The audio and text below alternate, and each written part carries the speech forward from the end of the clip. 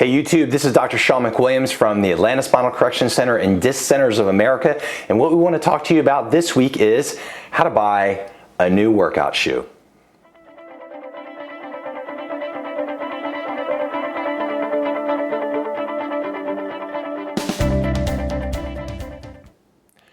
So when you go in to buy new workout sneakers, there's all kind of options out there for you, but there's three things that I always tell my patients when they ask me, what should I look for in a shoe? So let's go over those really quick. So of course, you want your sneakers to look good. So get something that obviously appeals to you. But one of the things that I really want you to talk about and we want to look at is, number one, is that when you're getting your sneaker and you flex it in the front, you want that sneaker to flex right about where that's at the midfoot. And if you look at it really closely, what you'll see is a lot of the shoes are gonna have these grooves in them that are a good running shoe or good workout shoe. And what that's gonna let you do is let that sneaker flex right there. If you don't have that and it starts to flex more toward the back right here, it's gonna really impede your normal mechanics. So when you go get a shoe, what I want you to do first of all is just take that and then flex that shoe and see if that's really flexing about that ball of your foot. So that's number one. Number two is I want you to look at what's called the heel counter. The heel counter is the part that goes around your heel. And the reason that it's so important is that you want it to be really stiff. Most people hyperpronate their foot, which means they roll their foot in too far into the inline, and we don't want you to doing that. So a stiff heel counter will help reduce that or help prevent that. So I tell my patients on a scale of 1 to 10 of stiffness, 10 being you can't move this at all, I want it to be at least a 7. So make sure that you check that, and let me show you the difference.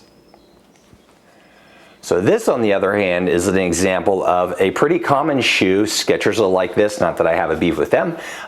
They're super comfortable, but for people that hyperpronate, unfortunately, they're a horrible shoe for them. So Nike makes these. There's a lot of brands that make these really nice, light shoes. So yeah, I get it. They're super comfy. But look at the heel counter. The heel counter in this shoe is super floppy. And that is not going to support you if you're going to be out jogging or going for long walks. If you're just hanging around your house in something that's comfy, it's not too bad. But if you're gonna do more than that, I really ask you, go find something like I showed you in the last shoe that has a very stiff heel counter. On a scale of 1 to 10, I give this about a 2. And the third thing that I really want you to look for when it comes to your running shoes or sneakers is the back seam. Now, a lot of shoes have a seam right along this area that you can see on this shoe. And the reason that's so important is because sneakers are mass produced. They're not handmade. There's a lot of them being made in factories, and they usually do have really good quality control on most of your higher end sneakers, but sometimes they slip through, especially if you buy them at a discount store. So one of the things I want you to look at, and here's a perfect example of a shoe that really was not made correctly, is that you look at the seam, it should be straight. So if you take around the heel counter and you look at that line, they should be perpendicular or a 90-degree angle with each other. If you start to see where they start going off on an angle, especially compared from shoe to shoe, side by side, you don't want those shoes. Put them back and go find another pair.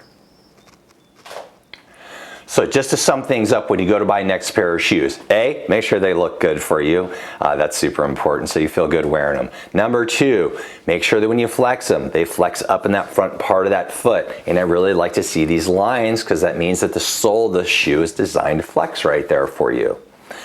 Next thing I want you to do, check the heel counter. That wants to be, you want it to be stiff, like you should really be able to push on it. Again, we want that to be a 7, not 8, 9, or 10 on stiffness, not something that's floppy.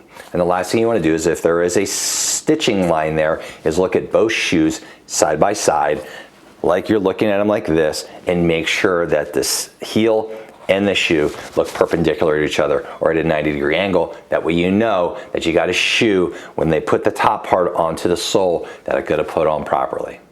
I think if you do this, you're going to have a lot more success working out. You're not going to be creating biomechanical issues in your body when you're walking or you're running that are going to either lead to foot and ankle issues, knee issues, hip issues, or eventually into low back and disc issues. So I hope you found this helpful. It's common questions that people ask me all the time. If this has made a difference in your life and perhaps gave you a little bit new information that you didn't know, I hope that you'll like our channel, subscribe to it, and there's a little bell. That's the notification. So if you like our videos, every time I put a new one out, you'll get a little message saying that we just put a new one out for you.